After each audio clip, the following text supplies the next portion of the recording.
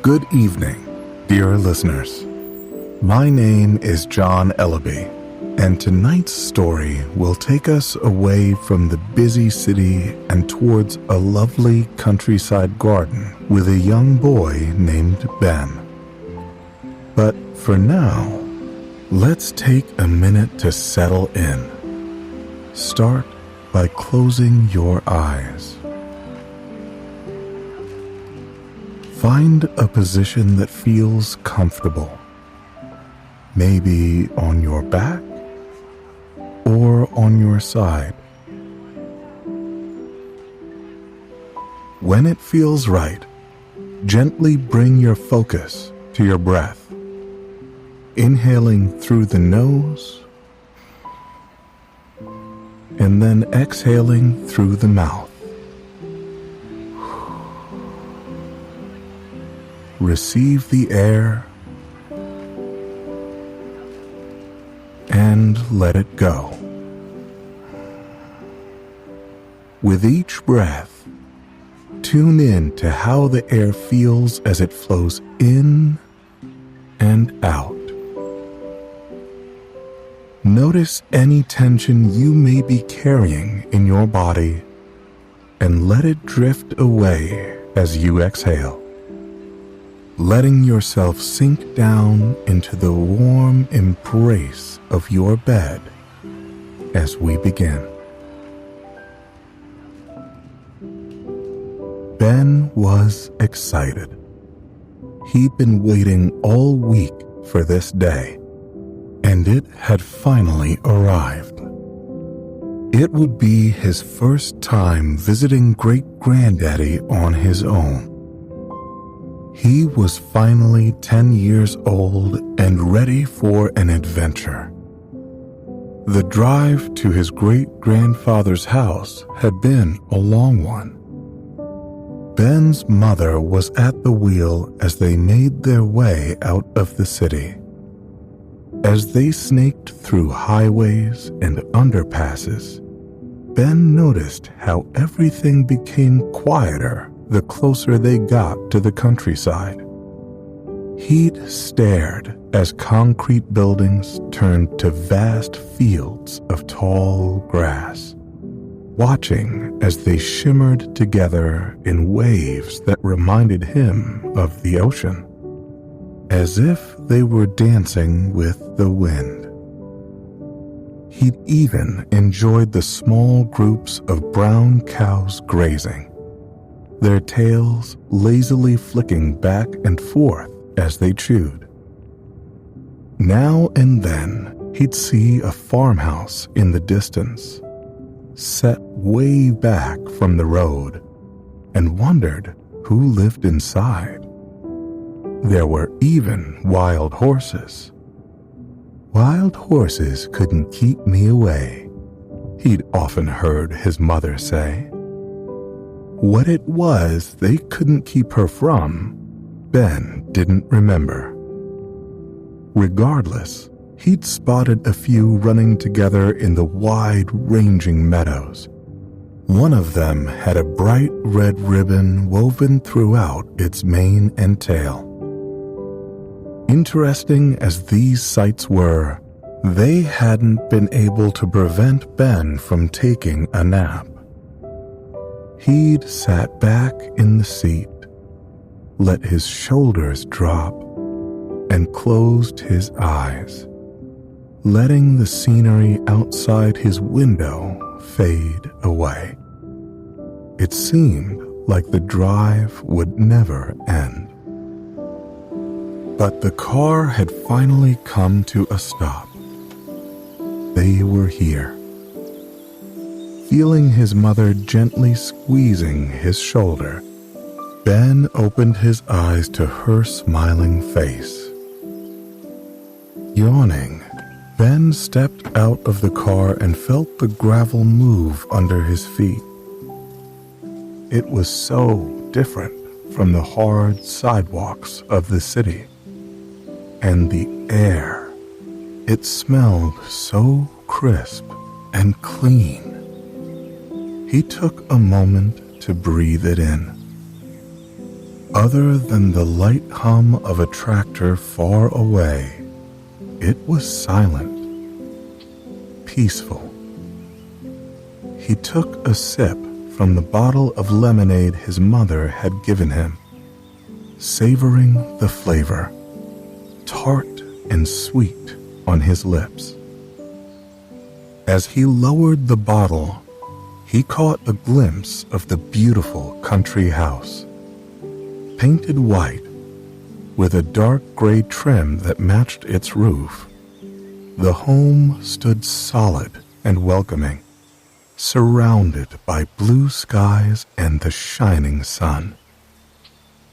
Its large, wraparound porch was filled with flowers in terracotta planters that lined the steps and hung from the rafters. A golden retriever, seated on the porch, jumped up and excitedly wagged his tail. It was Orion, his great-grandfather's furry companion. Orion's ears perked up, his mouth open in a toothy grin, as if inviting Ben in. Ben began walking down the path towards the house, then looked back at his mother, who stood waving outside the car. He returned the wave, then smiled as she blew him a kiss. As he continued towards the house, he remembered how he used to skip down walkways like these when he was much younger. He recalled those days when he'd held his mother's hand and they'd swung their arms back and forth, strolling without a care in the world. Maybe this weekend would be like that. Nothing to think about, nothing to do. A chance to just be. Ben had almost reached the stairs when his great-grandfather opened the front door. Ben ran up the steps to greet the older man. His great-grandfather gazed at him with kind eyes that crinkled at the corners. As they hugged, Ben thought of the fuzzy blankets his mother had wrapped around him on cold winter nights. Surrounded by his great-grandfather's warm embrace, he felt encircled in love. When they let go, Ben noticed a small brown paper bag in his great-grandfather's hand. He looked at it, then back at his great-grandfather with questioning eyes. "Is that for me?" Ben's great-grandfather was never without a treat for him. The older man nodded in answer to the silent question as he offered Ben the bag. Ben savored the grainy texture of the paper between his fingers before opening it and reaching inside. To make a game out of it, he closed his eyes to guess what goodies it contained. He felt something smooth and rounded, with a stem rising from the top. An apple. Probably one of the red-yellow ones from the tree some distance away. The next item was also round, but covered in tiny dimples that felt rough under his fingertips. An orange. The last two things in the bag were small but firm. The walnuts fit right in the palm of his hand, and there was no mistaking the piece of hard candy held tight within its noisy plastic wrapper. "What's this, great-granddaddy? Fruit? Nuts? Some candy? I like these things, but when I was a boy your age, we'd receive a bag like this on our birthday or during the holidays, and it was a real treat. Fruit wasn't always readily available during the harsh winters, and we saw it as a delicacy. I know you can have plenty of these things anytime you want, but I thought I'd give you a taste of tradition." Ben nodded. He enjoyed hearing about how things used to be. It was fun to learn and interesting to imagine. Though, when he thought about it, he was glad it was just that, the past. He glanced over at the lush and abundant apple tree, filled with ripe, fresh fruit, and smiled in appreciation. Ben's great-grandfather invited him into the house. As Ben crossed the threshold, the fragrance of fresh flowers enveloped him. Each table, each surface, held a beautiful bouquet. Some were just in bowls, some in vases. Some were a mix of flowers with many colors, and others contained just one type of flower, placed together like close siblings. Ben stopped to examine each arrangement, noticing the details of each flower. He gazed upon a vase filled with purple tulips, their long, graceful stems bending towards him as if to say hello. He looked at the floating Gerbera daisies, yellow and bright, drifting in a low bowl of clear water. An abundance of red roses, standing upright and majestic in a gold vase, graced a round table. The mixed bouquets were a treat for the eyes, with their pleasing palettes of color and assembly of different shapes and heights. The only time Ben had stood amongst this many blossoms was when he visited the local florist shop he passed on the way home from school. "You hungry?" Ben's great-grandfather asked as he moved towards the kitchen. Ben followed him and looked around. Every counter held bowls and displays of fresh fruit and vegetables. Apples were abundant, practically spilling out of a large basket. Ben noted all the colors: dark red, yellow, green, and a few that almost seemed pink. Spotless yellow bananas hung from a wire stand, as if posing for a still life painting. Oranges, round and bright, filled a bowl in the center of the kitchen table. Ben imagined their tangy juice dripping down his chin. Herbs were bundled together on a cutting board, tied with a string. Ben picked one bundle up and held it under his nose. The scent made him think of the freshly baked bread he liked, its slices garnished with rosemary and olive oil.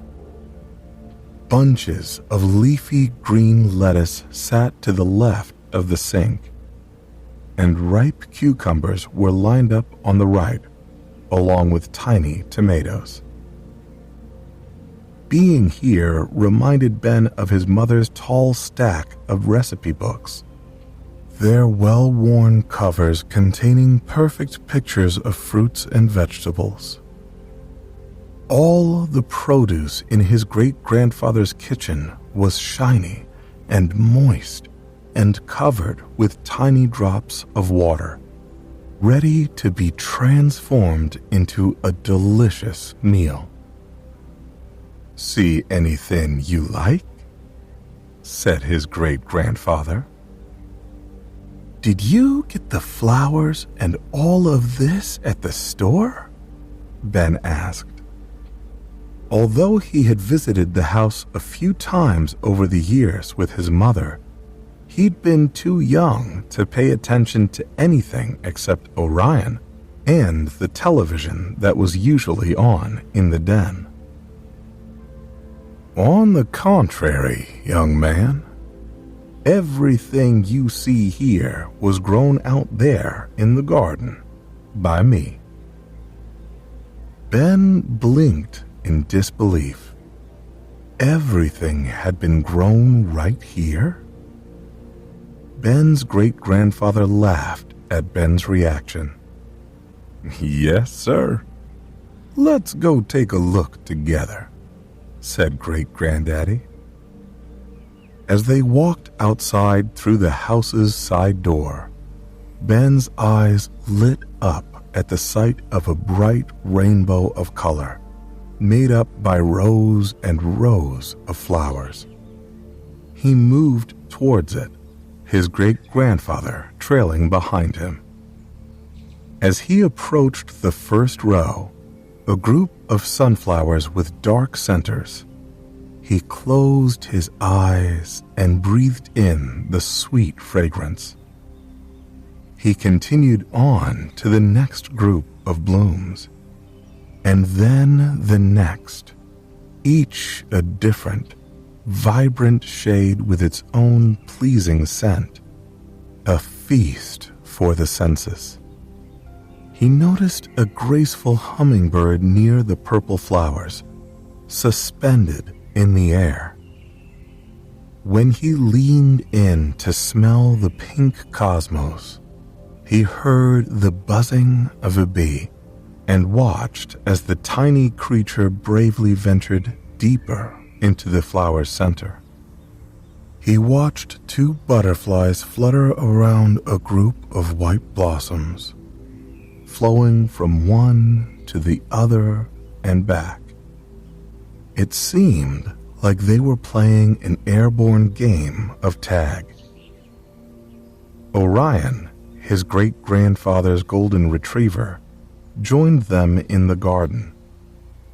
Even though he lived here, he sniffed the flowers as if they were new to him as well. With his great-grandfather by his side, Ben continued to explore the flower garden. He noticed that the dark ground under his feet was firm yet malleable, changing just slightly as he walked over it. It made him think of what was underground, a universe of roots winding their way through the soil. He felt connected to the earth in a way he'd never experienced back in the city. Ben followed his great-grandfather deeper into the yard and saw a small vegetable garden filled with leafy greens, dusty turnips, bright red tomatoes, and giant stalks of corn that towered above him. The presence of a fluffy white rabbit let him know carrots were also part of the array. The rabbit had pulled a carrot from its place in the dense soil and was nibbling away, her pink nose twitching. Ben observed her for a few moments, then got his great-grandfather's attention and pointed. They both moved closer, careful not to scare the rabbit. They watched as she became still and lifted her head. Her smooth, fuzzy ears turned slightly as a hawk flew overhead, its majestic wings carrying it through the skies beyond. Safe for now, the rabbit hopped away, its cottontail bobbing as it disappeared. As they observed, Ben's great-grandfather began telling him about his childhood, taking Ben on a journey back in time. He told Ben about this farm, the same one where he'd been born many decades ago, the eldest of 7 children. His family had worked the land all those years, planting and harvesting crops, surviving with what their hands had brought into being. He remembered putting on his favorite sun hat and going out into the fields with his father, tilling the soil side by side. There was always a sense of pride that filled him when it came time to pick the fruit or harvest the vegetables. They'd place them in a large bin and carry it to the house so that everything could be washed and prepared. Back then, they'd also had chickens who roamed around in front of the house and laid eggs that had a freshness to them you couldn't get from a store. Great-granddaddy's mother adored flowers of any kind, so his father had acquired seeds and planted the garden Ben had just walked through. With water and loving care, he and his father had coaxed each beautiful bloom into existence. Each year, on his mother's birthday, Great-granddaddy's father would add a new kind of flower to the plot. She'd be delighted and surprised with the new breed, smiling in appreciation of its beauty. No matter how many times he saw this over the years, Great-granddaddy was always in awe of how something so small could become something so exquisite. It sounded interesting to Ben, but also like a lot of work. Why not just go to the store? Great-granddaddy explained that his family would only go to the local market for things like flour and sugar, and occasionally a few pieces of candy, like the ones in the brown bag he'd given Ben. He remembered the array of colorful candy organized in bins. They didn't come in wrappers back then. He'd tell the cashier what he wanted, and the man would use a metal scoop to place the selection in a bag. There were so many wonderful options, it was tough to choose just one.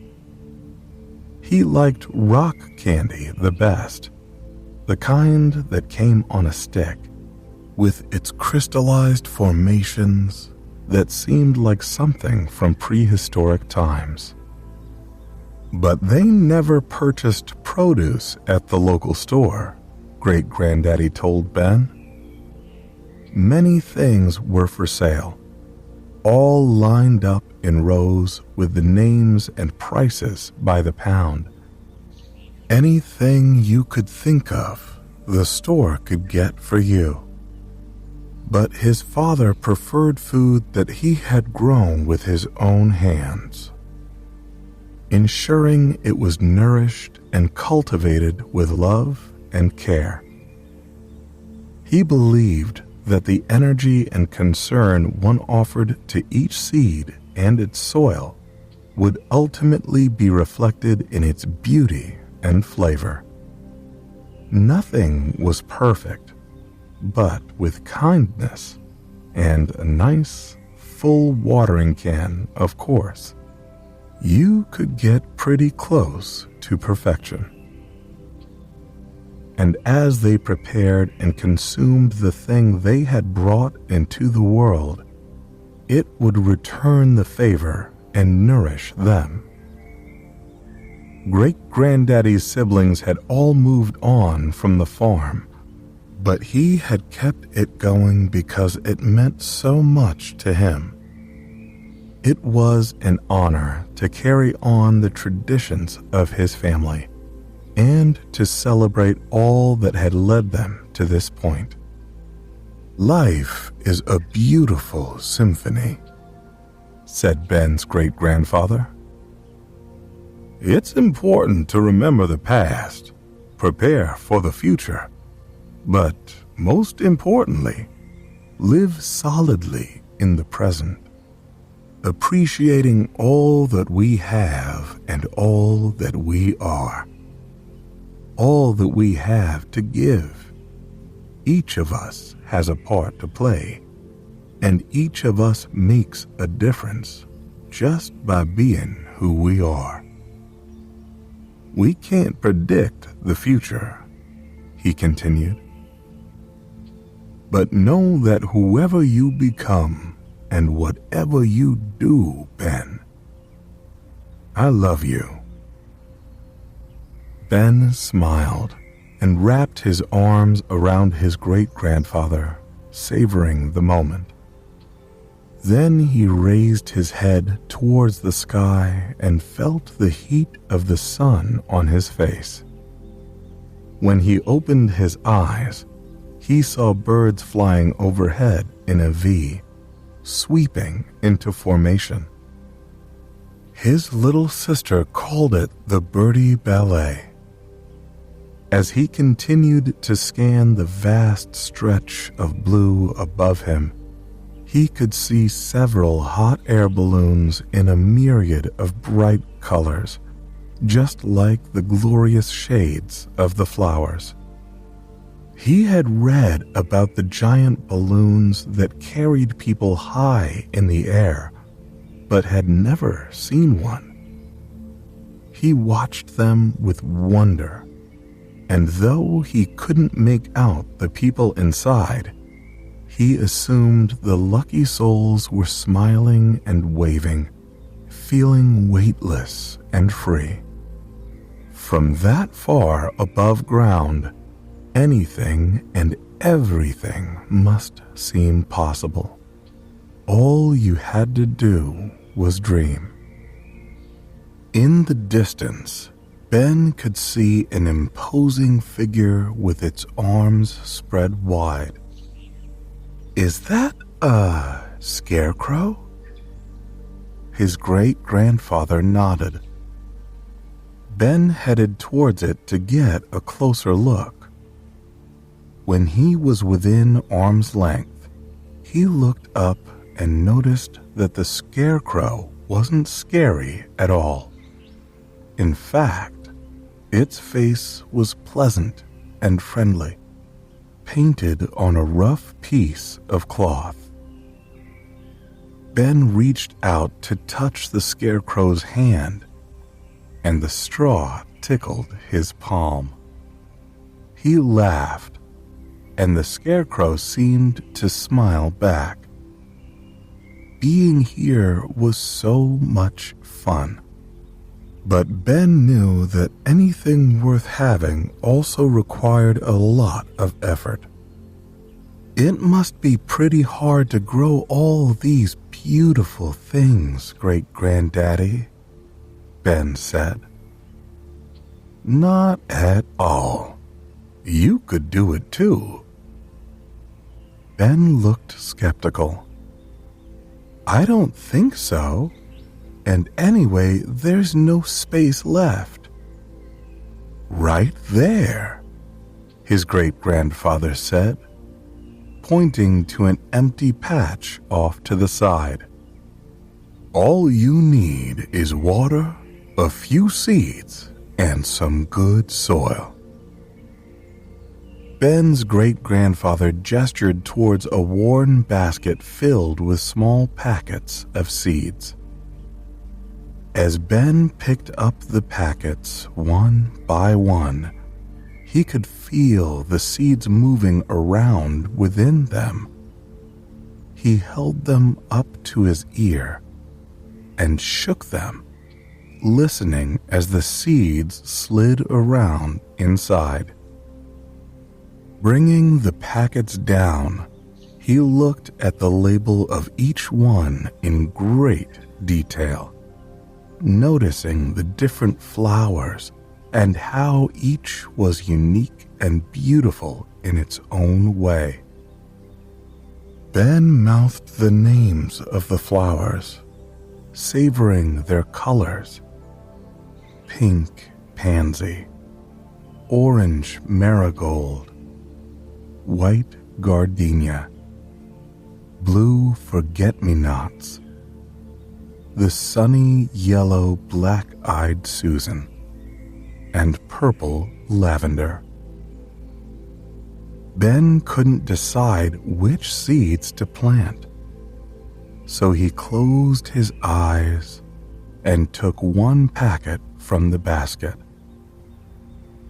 He knelt down next to his great-grandfather and watched as he began digging a small hole in the dirt. Ben grabbed a handful of the dirt and rolled it around in his palm. Its texture was both rough and soft at the same time, and when he looked closely, he saw some grains sparkled a bit in the sun. Observing what his great-grandfather had done, Ben dug another hole, poured a few seeds inside, then covered it with soil. He patted the ground, then took the can and watered it. Ben was enjoying this. He liked the way the soil felt in his hand. He liked the thought that he was helping something grow, from a small, hard seed to a soft, beautiful flower. Ben and his great-grandfather continued to plant seeds, working silently side by side. Dig, seed, fill, pat, water. Dig, seed, fill, pat, water. Dig, seed, fill, pat, water. The rhythm of the steps was calming, and Ben lost track of time. Memories of the past and thoughts of the future faded away. The only moment that existed was right now. When they had finished, Ben looked at the row of moist dirt. He tried to imagine returning to the garden in a few months and seeing the beautiful blooms that were on the labels of the packets. Unsure, he shook his head. "Are you sure it's going to work?" His great-grandfather smiled and nodded. He explained to Ben how any seed could grow and flourish with the right conditions: time, space, and fertile ground, especially if you believed in it and watered it with love and care. This wasn't only true for flowers and plants. It was true for people as well, and their dreams. "It'll work," said Great-Granddaddy. "Just wait and see." By now, the sun had turned orange and had dipped lower in the sky. Ben's great-grandfather went inside, leaving Ben time to himself in the beautiful landscape. He wandered further into the garden, where a path comprising of concentric circles had been formed with stones of different shapes and colors. It looked like one of the mazes in the fun workbook Ben's mother had bought for him. This one was huge, way too big to do with a little yellow pencil. It was life-sized, made for him to find his way through. Ben pictured the person who had created the maze, carefully placing stone after stone in perfect circles. A small sign near the entrance read, "Welcome to our labyrinth. Journey inward and find your truth." Ben entered the maze and imagined himself as a pencil held by a giant hand that would guide him to the center. Ben walked around the first circle, following the path as it led to another circle inside it, then another. With each step, he felt his heartbeat slow. He gave a moment of attention to each stone that lined the pathway, noticing their color and shape. As he followed the stones, going further towards the center of the maze, Ben grew even more calm. He thought of the sign at the beginning of the labyrinth and realized that he had discovered his truth. He belonged here and wanted to stay as long as he could. His great-grandfather's farm was a special place, one where he could become keenly aware of all the beautiful things he was too busy to notice at home. A place where everything became possible.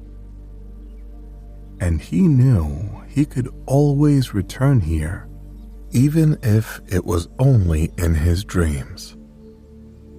Ben felt a cool breeze on his shoulders. He decided to make his way back to the flower garden for one more look before going into the house.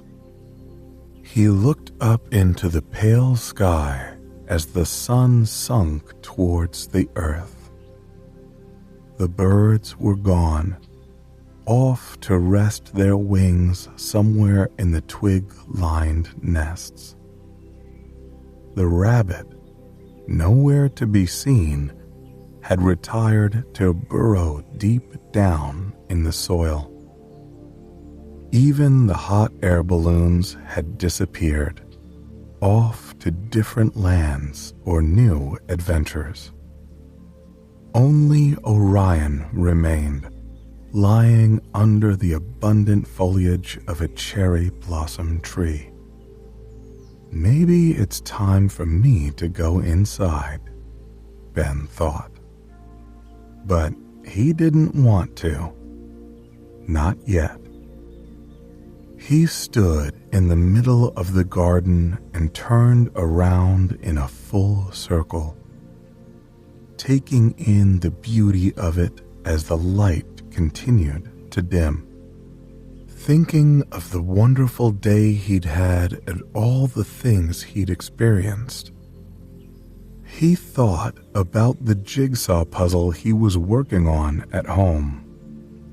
The many individual pieces that would eventually create a magnificent picture of the stars in their sparkly formations. It would resemble how the stars appeared out here in the country, away from the bright city lights. He'd already put together part of it. The area that held Orion, the constellation his great-grandfather's dog was named after. It took time and patience to find the place where each piece belonged, where they each fit. His older brother thought it was a waste of time But once Ben finished it, and they could see the entire wondrous night sky right there on the kitchen table, how proud he'd be. It would be something he had made with his own 2 hands. The garden was like that, a real-life puzzle. Each individual flower cultivated with care and faith to make a tapestry of color and texture and sense. It was worth the wait. Ben looked towards the house, now lit from within. Every window glowed with warm, orangey light.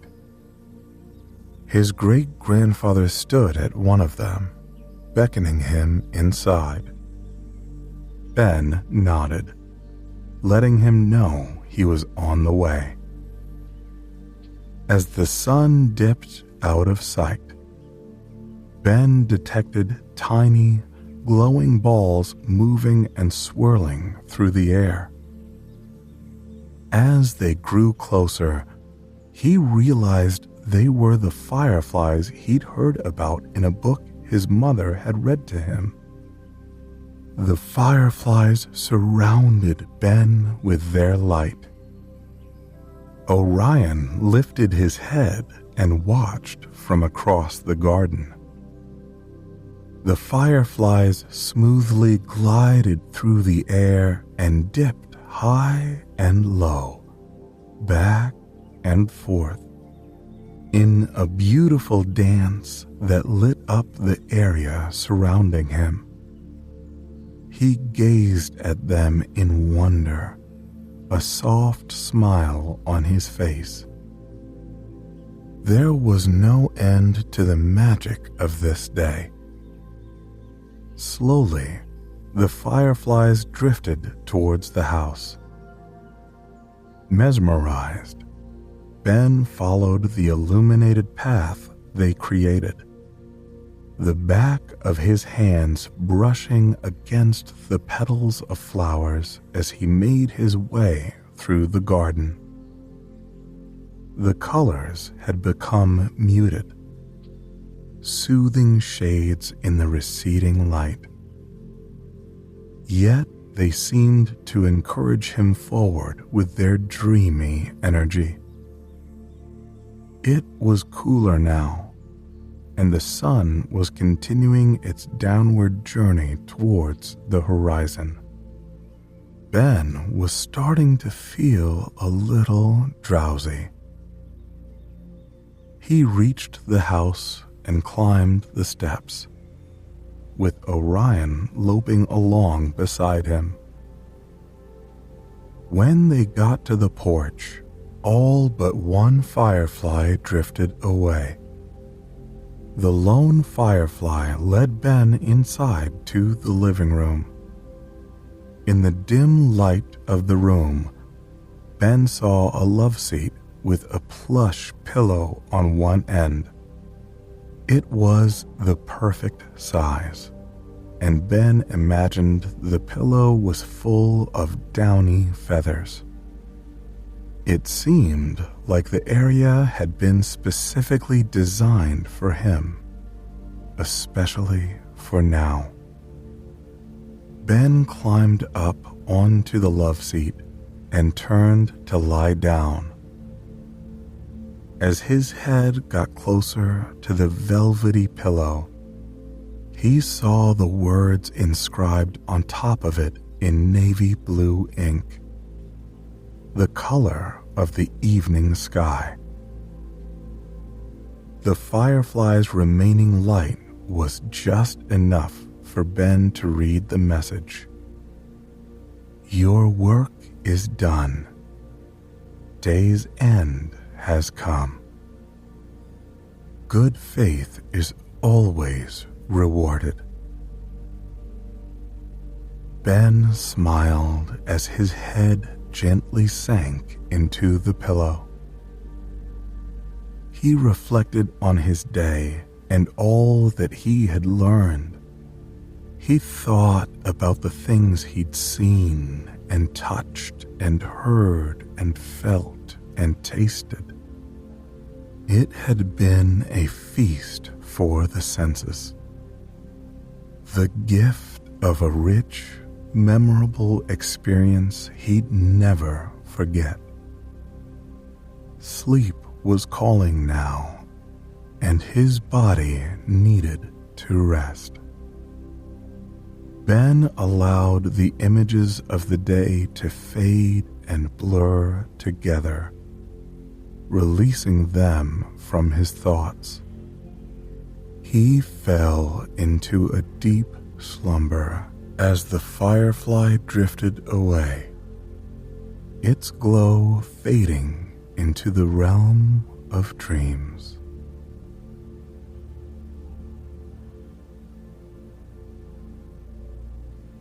Day's end has come, and it's time for you to rest as well. Good night and sweet dreams.